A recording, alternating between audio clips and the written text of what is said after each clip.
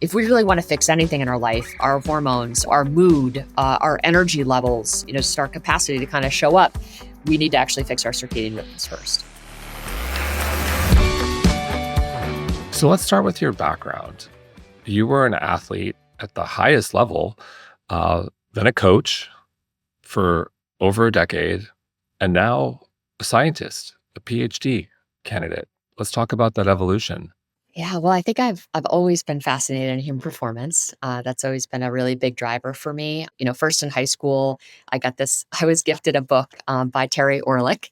He was kind of one of the very first sports psychologists, and this book, In the Pursuit of Excellence, got me really excited about all things sports psychology. And I was like, wow, we can actually control this aspect of our performance in a more intentional way, and that can lead to better outcomes. And I was kind of like, performance seemed a little bit arbitrary. One day I'd show up and do really well, and another day I wouldn't play so well. And I'm like, I was always kind of looking for, how do I be more consistent, right? Because the consistent athletes, the Tiger Woods, the Michael Jordan, the Mia Hamm, who could show up every day and compete and perform, I just became really obsessed with, how did they do it? Larry Bird, and I'm telling you my age because those are the athletes that I was aspiring to be when I was little. But I became really excited about this notion of this field of sports psychology. So I went really deep down that rabbit hole, trying to understand various aspects of psychology. The visualization and the self-talk, and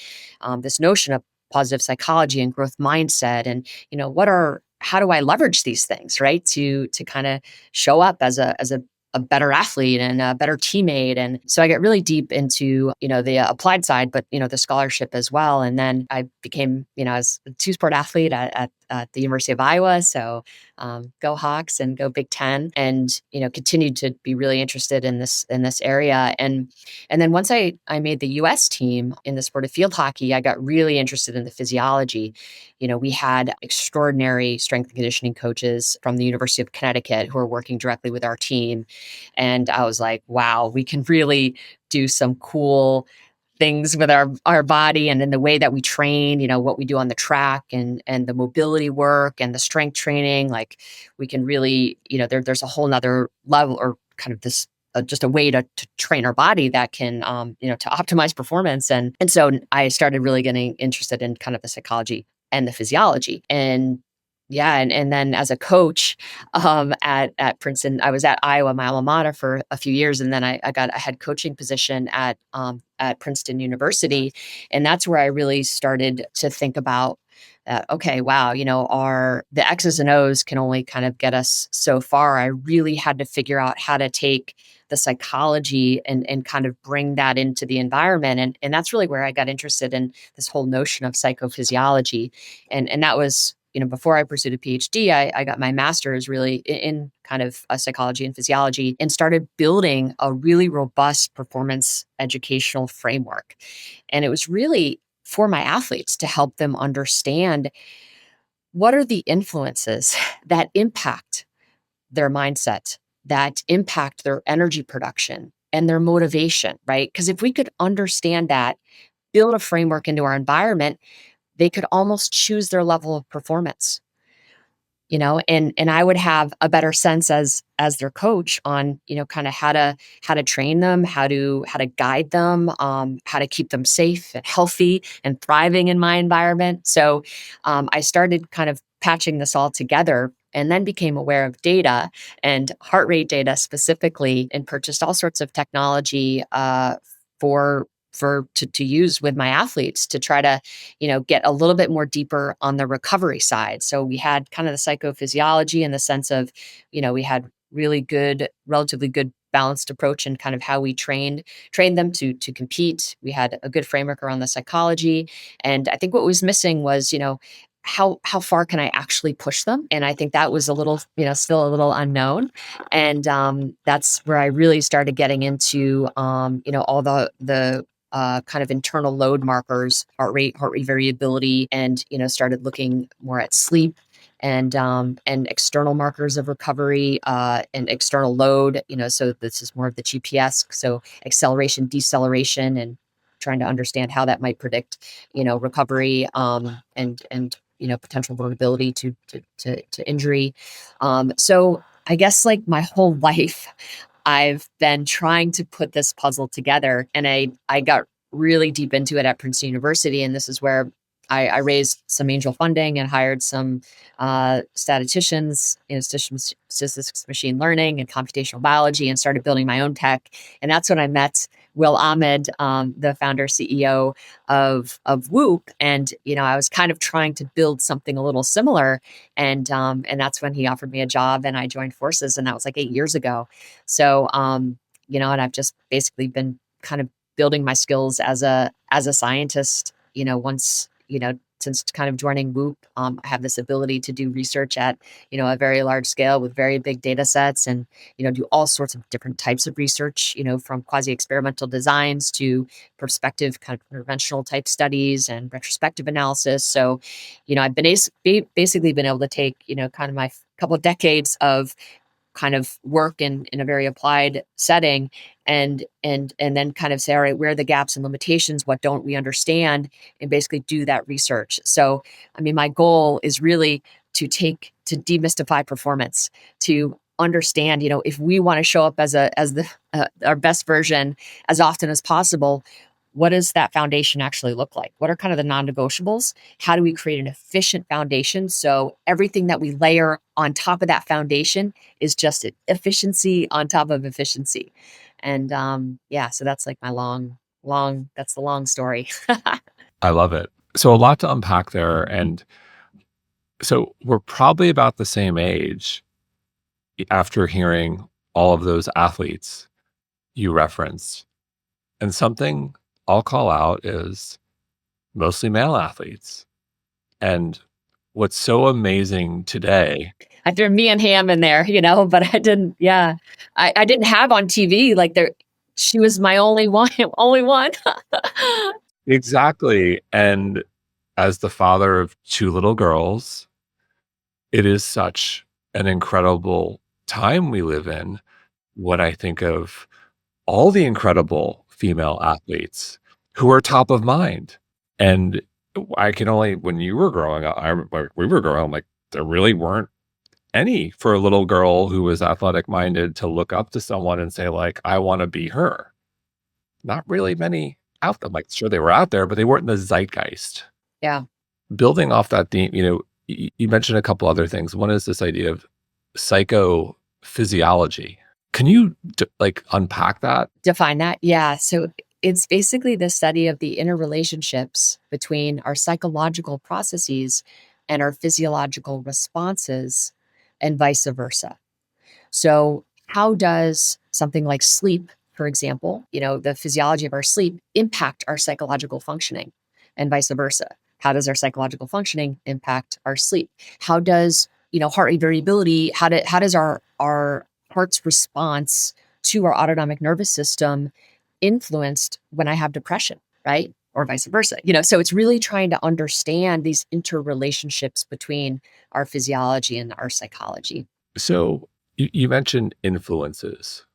What would be on your, as you think about hierarchy, if you will? What's in your hierarchy? What does your hierarchy of influence look like? Yeah. So on the physiological side, it starts with circadian. So all the circadian behavior. So this is the timing of things, the timing of when we eat, the timing of when we sleep, the timing of when we're active, and the timing of when we're viewing light. That's our circadian bucket. Our sleep bucket is partially one of the things in sleep is a circadian thing as well, timing of our sleep. And then the quality of our sleep and the duration of our sleep. And then the recovery bucket is lots of different things. And you can think of recovery as like zone 2 training, which I'd love to talk about as it relates to women specifically, if you'd like to. Zone 2 training, temperature, kind of sauna and cold, so some of these hormetic practices that help facilitate our ability to respond and adapt to stress, right? Which at its core is what recovery is, right? How we manage our glucose. I put fueling inside the recovery bucket, how we hydrate, and certainly our hydration needs at different times of the month, different times of the season change and shift, right? But that has a profound impact on recovery.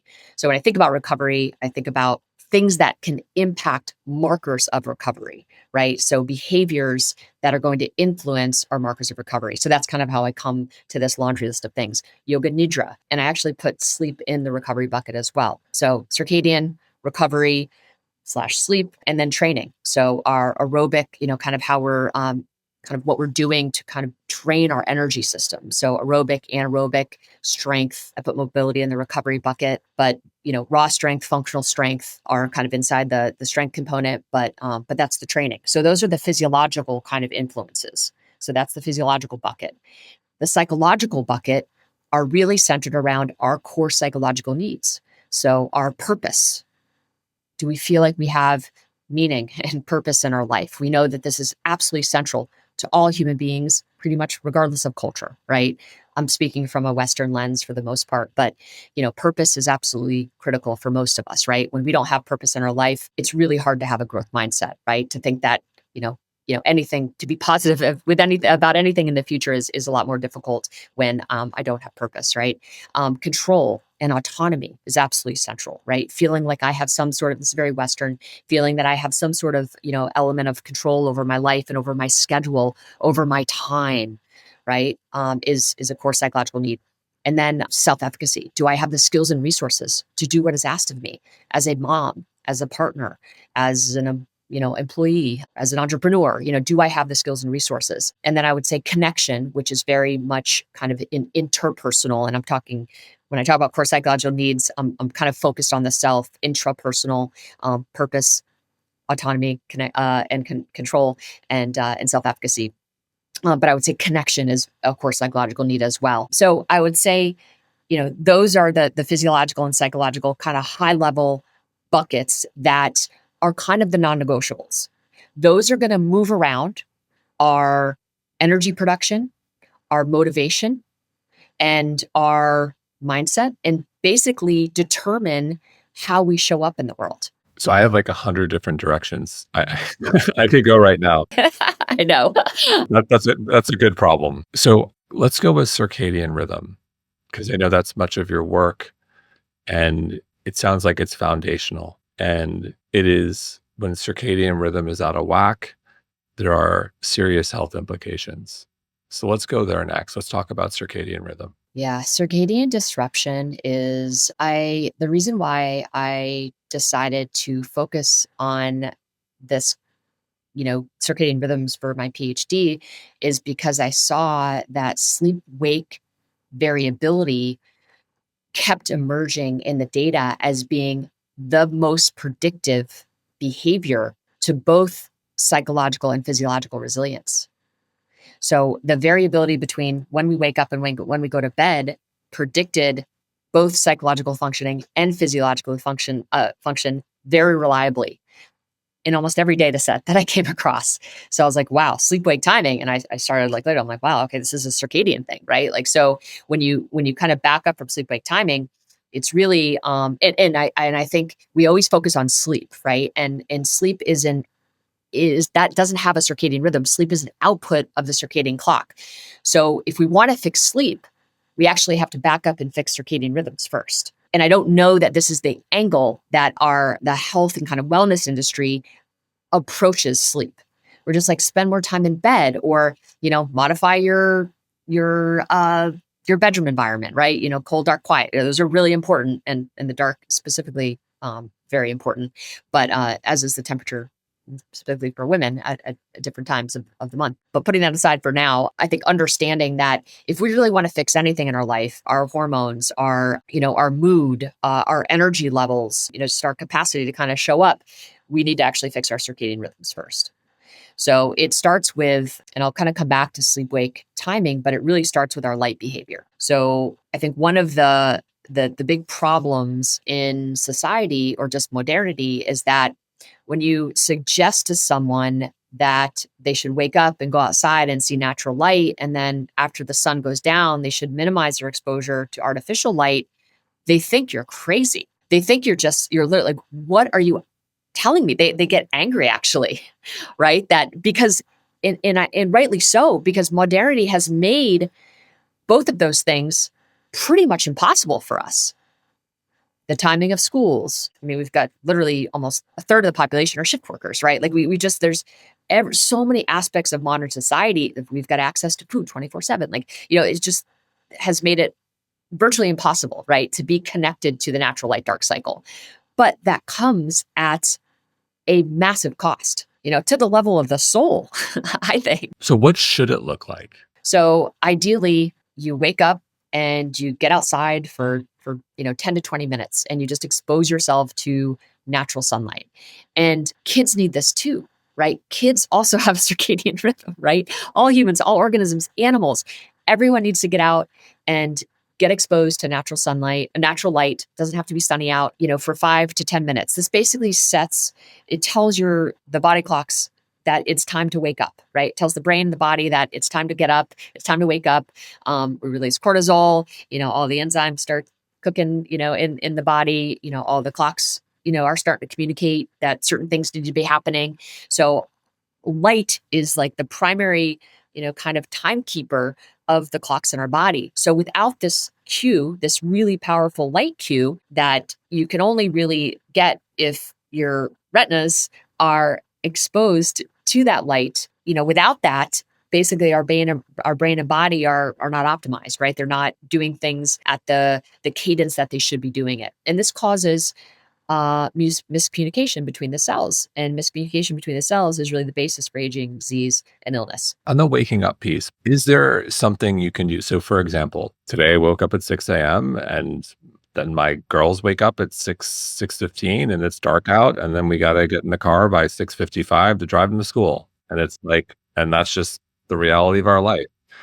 So what do we do? I mean, at a minimum, you turn on all the lights, so your body is you're kind of telling your system that, yeah, it's time to be awake. And so exposing yourself to artificial light is the second best thing that your family can do in the absence of natural light. If you can get a little bit of natural light in the eyes before getting in the car, if that's even possible, would be awesome. But I know it's not possible. But yeah, the second best thing would be just to like turn on all lights, make it as bright as possible, is pretty much all we can do, I guess, in that circumstance. And then in terms of blue light, can you talk about what it does to our mood and more generally our mental health? Because it's like light is a theme. There's natural light, then there's blue light, artificial light. Yeah. So there's blue light from the sky too. So we definitely need blue light. Blue light is really important. And I think that's what is tough in modernity, is that, the spectrum of light that we get exposed to outside is almost impossible to mimic indoors, right? So we're getting fragments of that in different places, but not the spectrum of light that we would get outside. So, and that also, comes at a cost, right? I think when we know from the literature that we need to be spending a minimum of 67 minutes outdoors for mood and mental health. 67 minutes.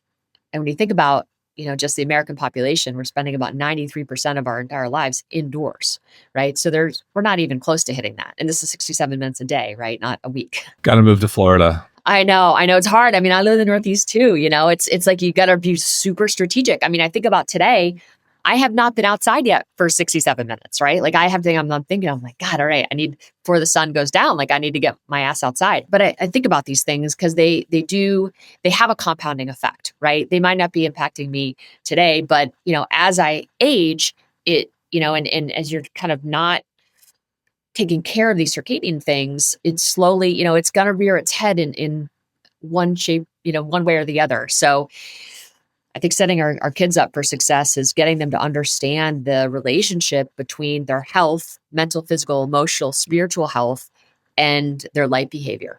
So, getting outdoors as often as possible, when the sun is still up is absolutely critical for mood, for serotonin levels. It will impact the circuitry in our brain. There's no question.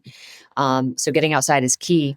And then once the sun goes down, ideally, you kind of watch the sun go down. Again, that spectrum of light, the blues and the orange, is so powerful for our system. It sets our circadian rhythms. Again, we want robust, strong circadian rhythms, right? It's hard to achieve that without being outdoors, right? We haven't evolved to blue light, right? And that's the problem with the fact that once the sun goes down, we have so much exposure to blue light, and that's why there's so many associated deleterious effects on health related to blue light exposure after the sun goes down, because we in fact haven't adapted to blue light as a species. So ideally, sun in the morning, 67 minutes of light, natural light during the day. And then once the sun goes down, we're really starting to dim the lights in our home environment. Do this in my house, very, very low light, because what you want to do is you want to start to release melatonin. And melatonin needs darkness. It needs dim light. It needs, in order to be released. And melatonin is not just the hormone of darkness. It also has many other functions, right? But it only gets released in the presence of darkness. So you really need to, in the lead up to bed, preferably at least an hour, like really expose yourself to minimal light. And then melatonin is cancer protective. It helps with metabolic function. We know that when melatonin production is suppressed, there is metabolic dysfunction. Is basically you become more insulin resistant. So there's all sorts of effects related to melatonin. So you want to try to protect your melatonin production as much as possible. Neuroprotective effects as well. Jason Walkup here, founder and co-CEO of mindbodygreen and the host of the mindbodygreen podcast. Please subscribe. You'll never miss a show and you won't regret it. I'll give a shout out to Whoop, because my wife and I just love watching TV at night. It kind of winds us down. We won't watch intense TV. We'll watch like something on Netflix. We'll watch sports or something. But I wear my Whoop glasses. Nice. Yeah. If I don't wear them, my HRV is typically lower. I haven't done like a proper N of one, like full-on experiment, but like anecdotally, when I don't wear them, my HRV is typically lower. We did an experiment and we saw that sleep efficiency improved.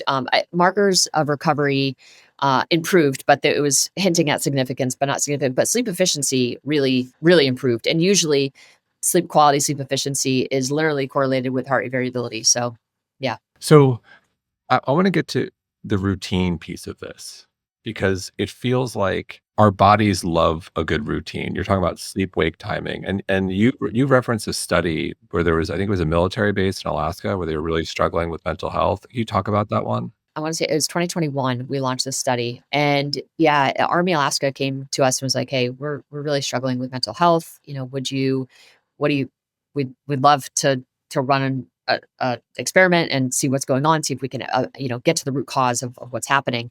So we did a really big study. It was 1,000 paratroopers in Army Alaska, and my team and I went out to Alaska. We did an intake, so really robust kind of questionnaire that would help us understand this population a little bit better. And then we basically measured their physiology for 6 months. And at the end of the study, did an exit survey. And inside that, we attempted to kind of do a few interventions, but those ended up falling. They didn't basically do the manipulations, which is fine. It ended up being just an observational study. But what we were able to see in the data is that the individuals who had more stable sleep-wake time had higher levels of psychological resilience. So that was in the form of all sorts of markers of mental health resilience. So workplace resilience, we saw more feelings of control in these individuals, more stable sleep-wake time. We saw more positive social networks with folks who had more stable sleep-wake time. I think I said feelings of control. So there's kind of this suite of psychological measures that were correlated with this one behavior, and that was the thing that bubbled to the surface in this study. And really, our recommendation is, hey, we need to teach our soldiers how important this sleep-wake time is. And in places within Alaska, it's like, all right, let's make sure these guys have blackout curtains and have eye masks, and just some of these simple things that we can do to elevate awareness and just say, hey, a more resilient soldier is one who stabilizes your sleep-wake time. And that was very, very clear in these data. So did you find, was it like a 10 p.m. lights out, 6 p.m. wake? Was there a certain time? Yeah, so we've been able to follow this up. It definitely seems that there is a sweet spot with the timing of your sleep, in that, for every minute after 10 p.m., we start to see a degradation in resting heart rate and heart rate variability. Wow. Yeah, so these are data I'm really excited to publish. Like, and you've got a lot of data to look at too. Oh my God, I know. So there is the sweet spot, and we know that when we're viewing light. So this was a Bernosian, I think it was published in 2017. It was in animal models, but it basically looked at the timing of light exposure and on brain circuits and mood. And they saw that between the hours of 11 p.m. and 4 a.m., exposure to light actually predicted a lower dopamine response next day. So motivation and reward were compromised when the animals were viewing light at a phase of kind of their natural rhythms. So we know that, there's something special, right? Before 11 p.m., certainly. And we know melatonin loses its strength the deeper into the night that you get. So, yeah. Are men and women the same here? So there are definitely gender differences when we look at sleep. Men need less sleep than women, about in the tune of about 25 minutes. And again, there is a lot of individual variability. So we're looking at this is group level data. So some men might need 40 minutes less, some might need 17 minutes less. But when we get to the mean, it's about 25 minutes less than women. So women need 25 minutes more. And again, this is looking at, from a 20-year-old to a 70-year-old. So there's a lot more, work we can do to really look at this and across the lifespan and separate out some of these effects. But just at a high level, women need about 25 more minutes of sleep. And so this would also throw a bit of a wrench into the chronotypes. Yeah. So, I really lean on the work that Kenneth Wright has done out of Colorado and a lot of the hunter-gatherer research when they're, let's just say, Ken Wright's study, I think, is the best one where, it's just a bunch of folks thrown on a mountain. There was no artificial light. So it was just fire and natural light.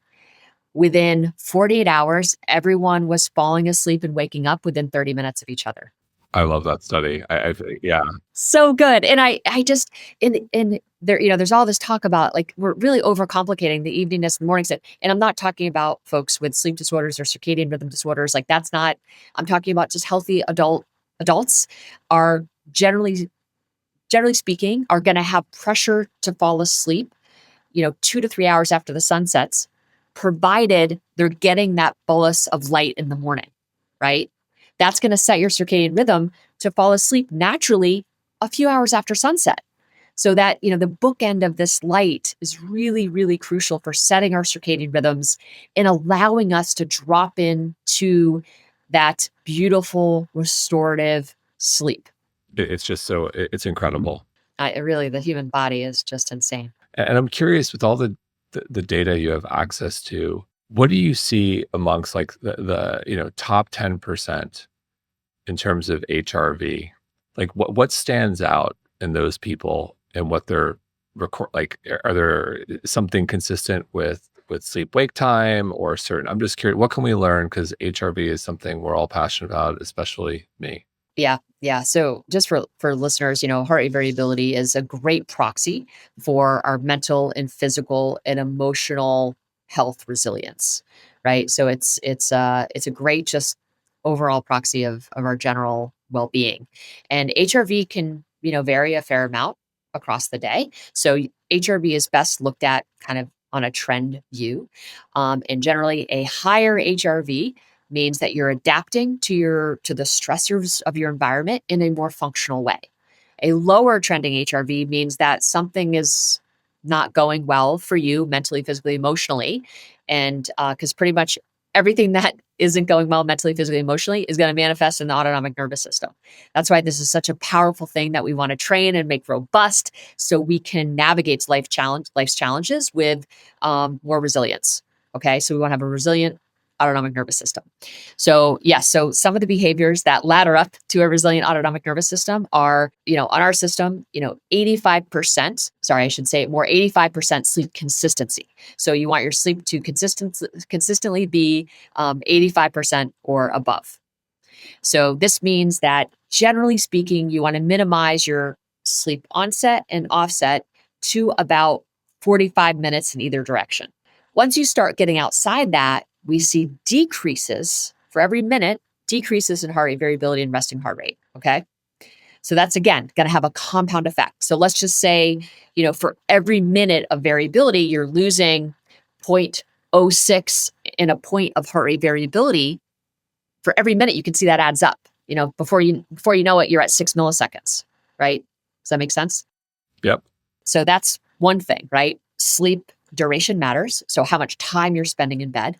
So we see for every, kind of minute of, where you're not meeting your sleep need, we see, a point, we'll see a decrease in your resting heart, in your heart rate variability. Alcohol absolutely crushes your heart rate variability. Yeah. And I just had a podcast where we talked about where we talked about alcohol, and just people get like wild about alcohol. But, there's no question that when people report having alcohol within 2 hours of bed, and these people who have really high heart rate variability are just not drinking very much.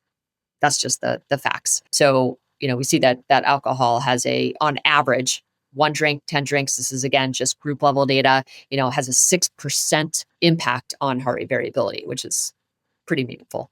The more you have, more drinks you have, the worse that's going to look. Especially the later at night. And, it's just, personally, I've seen it. I don't drink often, but if I do it and drink at night, I'm crushed. My HRV's crushed. I know. And even when we control for some of these other behaviors that we know are detractors for heart rate variability, like dehydration, it's another one. The hydrated folks who are hydrating throughout the day have better HRV. So that's definitely a promoter. But when we control for like things like dehydration, and we control for sleep wake time, we control for late night meals, that's the other one that has a huge impact on heart rate variability. So we can kind of control for those things. We're left with a data set that's, where we can isolate the effect of alcohol, even controlling for all those factors. Like no amount of alcohol is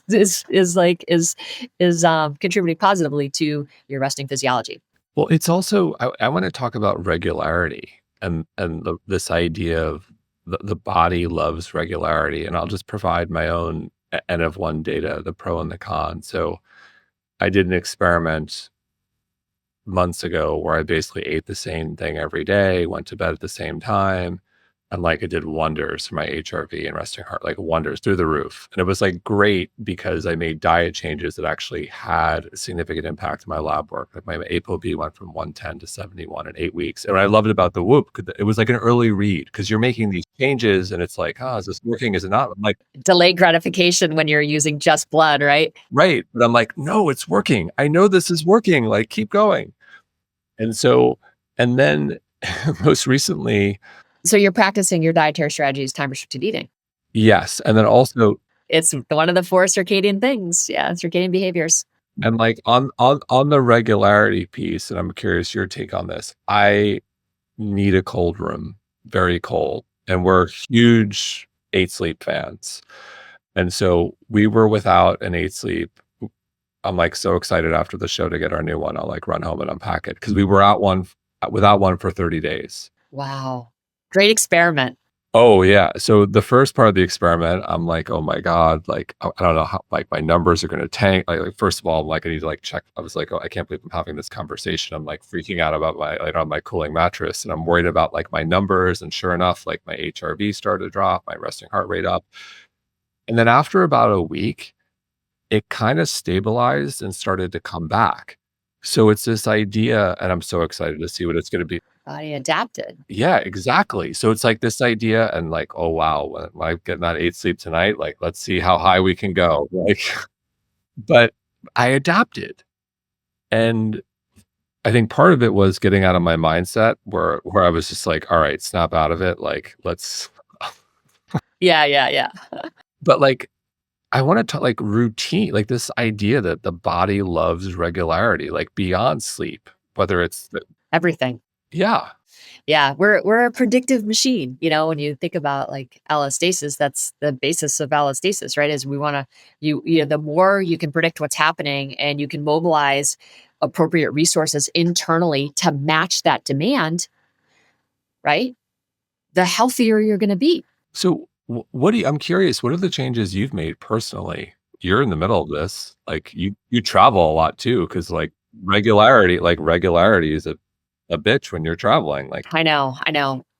Yeah, especially international travel is just, yeah, it's hard to work around. But I just think really, very intentionally about these kind of circadian behaviors. And I tried the best that I can. Sometimes, hey, maybe I'm only able to do two of the four, and sometimes it's three of the four, or, but I know the basic principles associated with those four circadian behaviors. And I just try to live that as often as I can.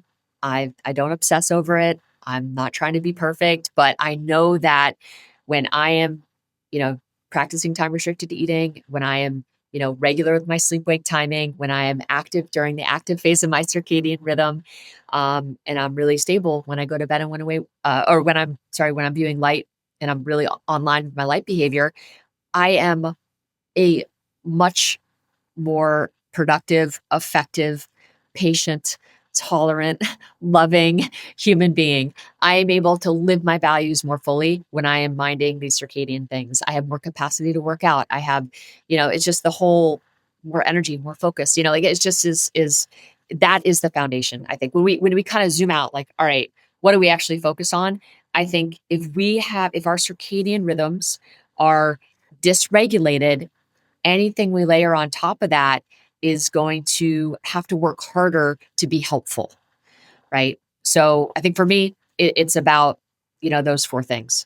I immediately went to I'm a basketball fan. I played basketball in college, so I think of NBA players, and I think your definition of shift workers, they probably qualify in that they play games late at night, they travel, they're night owls. You have access to a lot of these players' data. Like, I'm curious, like, a lot of athletes play at night. Their adrenaline it's hard to come down from playing, and then they have to travel, and they're essentially shift workers, and then there's like, are what do they do? Yeah. When we so we actually are about to look at the biggest data set ever, and basically the criteria is that we put forth, which I got this from Sachin Panda, who is a world-renowned circadian physiologist and a sleep scientist, and is just amazing. He basically says that if you're up between the hours of 10 p.m. and 4 a.m. for 2 hours, two times per week, for 25 weeks of the year, you qualify as a card carrying shift worker. Like, these are also college students all over the world. So we're talking, hey, a third of the labor force are shift workers, and then another third are, people are just socially misaligned, right, with their circadian rhythms, and that's fine. But it's just we have to understand that we have not adapted to misaligned circadian rhythms, and this is the basis of illness, right? There's not one mental health disorder where circadian rhythm disruption is not present. To be very clear, right? This is not like this isn't just like a thing. Like, this is like actually a real problem, right? When we look at the root cause of disease and illness. What do you think of the mental health epidemic and teenagers and Light behavior, right? Like, it's access to food 24/7, right? well, and screens. Like, when you were like, when I was a teenager and in college, like, we didn't have devices, but you were just up late, you were party, like, you were just there, and then if you layer on devices in the form of blue light and you see the mental health epidemic, it's kind of no surprise and horrifying. Yeah, I mean, it's. I don't think that we have to look very far to understand the cause, right? Like, I think people are just kind of weirdly, banging their head trying to figure out what is going on here. I think it's very clear. It's the timing of light. It's the timing of food.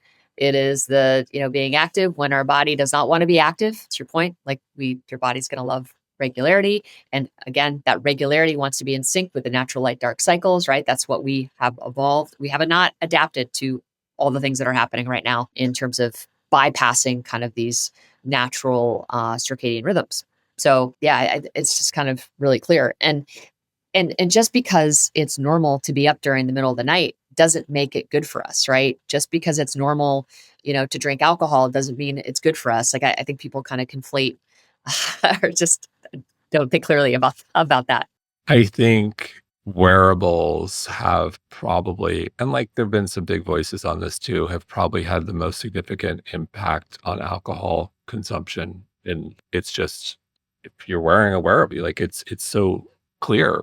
Yeah. And I think that's where like it'd just be great to make some of these other big rocks like as obvious. I think late night meals has emerged certainly on the Woo platform. People are like, holy cow, when I report late night meals, it just has a significant impact, you know? And then people start to look at different dietary strategies. And, you know, so for some folks, you know, vegan and vegetarian is, you know, really good. They sleep better, their data is better. You know, for some folks, it's more paleo. Like, you know, there's a lot of individual variability as it relates to diet, right? But to be able to kind of see what works for you individually, I think is really powerful. And that's the power of data. Consumption across the board. One of my, I haven't entered this one, but watching sports is an option where I'm just like, as a parent and to watch sports, I'm like, as my kids get older and I watch them competitively, I'm probably going to enter that. And Oh my gosh. When my son is playing ice hockey, my heart rate is like, it's like literally it gets to text and activity. It's like full on, like I'm so worried. And yeah. so will that qualify as VO2 max training at some point? Watching your children play competitive sports? I don't know if you get into zone 5 necessarily, but you'll definitely get into, you'll be zone 2 for sure. Maybe zone 3. So, of all the data you have access to, like, is there something in the past couple years or recently that just really stood out to you where you said, like, wow, like, let's look at this? Yeah. Well, I mean, kind of talked about it. You know, I think the sleep wake timing and just seeing that emerge as being so predictive of all the things that we kind of care about and just how detrimental alcohol is. Like, I don't think I really believed it until I just, you know, it's just like when we really analyze the data and are trying to, you know, it's very clear that it's not good for you. I mean, dehydration is another thing that like really impacts Marcus recovery and sleep. You can rebound quickly the next day by just getting hydrated. I think the other thing that is really important is distributing the calories throughout the day. You know, I think the one meal, and this is a small data set that we looked at, but basically the one meal late at night doesn't seem to be very helpful in terms of both sleep and recovery. So, something I track every day and I love tracking is I'll track my zones when I work out, whether I'm lifting, whether I'm doing cardio. And you mentioned zone 2 and women specifically. Let's go there. Okay, so you know, I think so when we think about, and I don't want to just focus on perimenopause, menopause. You know, there's a whole bunch of folks I'm sure who listen to this podcast who are still getting their period, and I think one of the best things that you could do when you're still getting your period to make the transition into perimenopause and menopause as good as it can be is you want to try to get your circadian rhythms, you know, as aligned as possible. You know, really figure out your sleep, take your time to do that. I think the other practice time restricted eating, which is not intermittent fasting, which we can talk about if you want, but I think that's really key to your overall health. And again, this kind of regularity, getting the system to work efficiently. And then on the training side, absolutely lift weights, right? We're hearing that more and more. It's so critical that women are improving the quality of their muscle tissue. You know, I love Dr. Gabrielle Lyon. Totally agree. You know, muscle is just the most important organ that we have in terms of longevity, and we need to train it. And the only way we can do that is by resistance training. So strength training is absolutely critical. And, you know, zone 5, which is also being preached really heavily. You need to get out of breath a couple times a week. Absolutely agree with that. But I also think there is a place for zone 2. And that said, if all you can do in terms of time is you don't have time to do zone 2, then by all means, of course, prioritize your strength conditioning, your strength resistance training and your zone 5. But I think if you're really trying to optimize, you want to do, you know, 2 45-minute sessions of zone 2, where, you know, this is basically 40 to 60% of your maximum heart rate. Okay. And a talk test is a great way to know if you're in zone 2. Can you talk comfortably with a friend as you're engaging in this zone 2 cardio is a good indicator that you're tapping into that zone. And it's important that you're kind of exceeding a 30-minute limit. So you want to go 30-minute zone 2, and then you want to extend that 15, 20 more minutes. Okay. And the reason why this is important is the health of your mitochondria. There's no other modality that I think improves your mitochondrial health like zone 2. So I think the reason why it gets, kind of bashed in kind of the female kind of women's circles is that, men respond better from a fat metabolism standpoint than women do.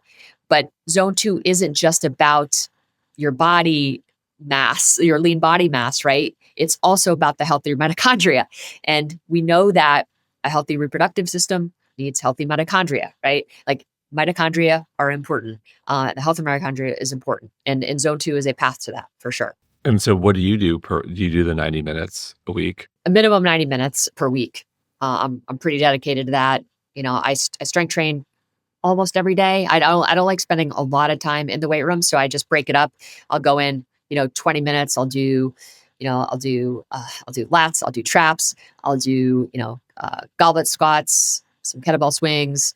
I basically just do. I have a program that I follow that I've devised, and I just kind of follow that. I progress my training, but I kind of break it up, so I'm doing about 20 minutes, 25 minutes a day. So for someone who's, I would say, a serious athlete and well-trained, has there been any one lifestyle modification recently that's like really had an outsized impact for you?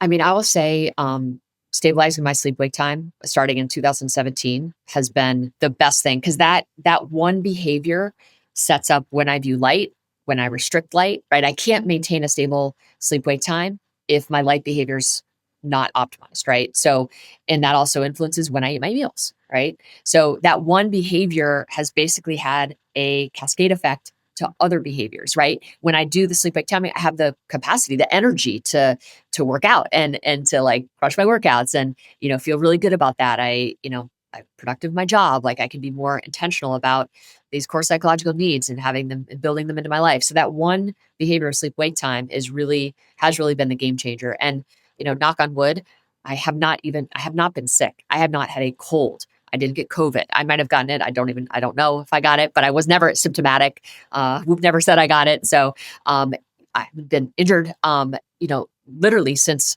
I got a cold in February of 2017. I read Andrew Phillips' paper on sleep wake regularity and its impact on GPA. And then I started monitoring this in our data, and I saw this relationship between sleep wake consistency and reduced illness injury burden in the athletes that I was tracking. And then we started building it into the app, but I was manually just looking at onset offset after I read this Andrew Phillips paper in 2017, linking sleep wake regularity and GPA in Harvard students. And so I was like, holy cow. So I started looking at in all the collegiate athletes that we had on our platform. And indeed, I was like, wow, okay, the kids that have more stable sleep wake time are getting, less injured and less sick. I'm like, whoa, this is really interesting. So I just started seeing this relationship between sleep wake timing and availability, right? I mean, who has time to be sick? Who has time to be injured? No one, right? So I think for me, like, I don't know. I mean, just knock on wood. I say this gently, but yeah. What's your optimal sleep wake time? Yeah. So basically I kind of am in my bed generally by like, 9:15, 9:20, and, sleep by 10, and I wake up about 6. Got it. Sounds reasonable. Yeah. Yeah. Not too crazy. So I kind of want to, in closing, I want to bring it back to where we started. You're an athlete, and strong women is a big theme here at mindbodygreen. And I'm going to walk through a few statistics as to why we're focusing on strong women. And I'll quote from our website. So we say strength is physical, mental, and emotional. Strength is resilience and self-discovery. Strength is feminine, it's beautiful, and it's bold. And we acknowledge that a strong woman comes in many forms. 6% of sports research is dedicated to women. 80% of autoimmune conditions impact women. And this one is the dad to two young girls, breaks my heart. 45% of girls stop playing sports by age 14 due to low body confidence. And so for someone who's been a female athlete your entire life, and what's your take on where we are today? It's getting better. And I have seen just a massive shift in resources. I was involved with Momentous last year. I went to Capitol Hill. I briefed Capitol Hill on this very problem that you outline. I talked about the lack of of research. I talked about the lack of education. I talked about the fact that women, young girls drop out of sports. I talked about the fact that uniforms are white, and that literally is a basis or reason why girls don't play sports is because they don't want to wear a white uniform. Like just simple, stupid stuff like this, right? Are barriers, and so we need to have this just national conversation, and I think it's happening, and I think the White House signing that executive order to ensure that more dollars are dedicated to female research. And we just saw that Congress just passed another bill funneling, I think, $500 million towards research for female soldiers, which is another amazing step. So I think there's all these like really cool signals that are going to help right the ship. And I know at Whoop we are, as soon as I took over research, I was like, I'm only going to do research where we have, where we have equal representation, from men and women. And in fact, I think at this point we have more female physiology research than we do male research in terms of our perspective, kind of interventional types of research. So retrospective analysis is a different story, but where we're actually going out and setting up various research, we have this amazing partnership with WuSci. Clara WuSci started an alliance at Stanford University, and we're so grateful to be plugged into that. But we are doing exclusively female physiology research. We are looking at a really, really big data set that has that has some amazing context with surveys around various symptoms, different stages of the lifespan. So looking at menopause, perimenopause, what are the activities that these folks are doing? How much time are they spending in different heart rate zones? Are they strength training? Are they, what type of workouts are they doing? How does this relate to period, cycle regularity and cycle length? And we see some really interesting relationships. Very clearly, sleep duration predicts cycle regularity and cycle length. So anyway, we're uncovering this data set as I talk, but I'm really encouraged, to be honest. And I have a daughter. She's 16, and she is so strong and has such a clear point of view about her own life, and is super vocal on these topics. And I'm so proud that she feels like it's like I almost see that it's different for her, and it like makes me emotional, that I really feel like the tides are changing, and that's, I think, reflected in her energy and how she carries herself, and the conversations that she's having in our community. And so I feel really good about where we're headed.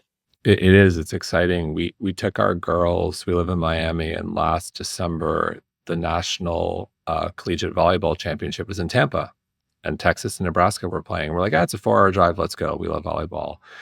And it was 20,000 people, and I was like getting a little like choked up. My wife was too. We're saying to our girls, like, this is not like girls, like this is special. Like this isn't what we experienced when we grew up. Like this is amazing. Of course, like Nebraska brought 15 of the 20,000. I mean, Iowa women's basketball sold out, but they're sold out this season. Like they're like Everything. It's just incredible for girls of all ages and even women. Like we took my mother-in-law to a LA Sparks game. We're in LA. She's like, this is amazing. Yeah, it's exciting. I think there's going to be more investments in women, and more investment in women's sports. And I just feel like we're not over the hump, but I just feel, I feel really, really optimistic. Yes.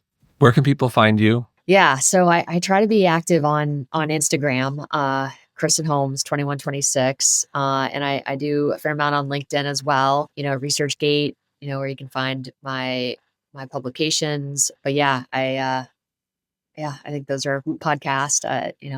I'm on there a fair amount. And I launched my own podcast coming up soon here with Flight Studio in probably the end of November. Incredible. We'll be on the lookout for it. Well, thank you so much, Kristen. Oh, it's my pleasure. Thank you for having me.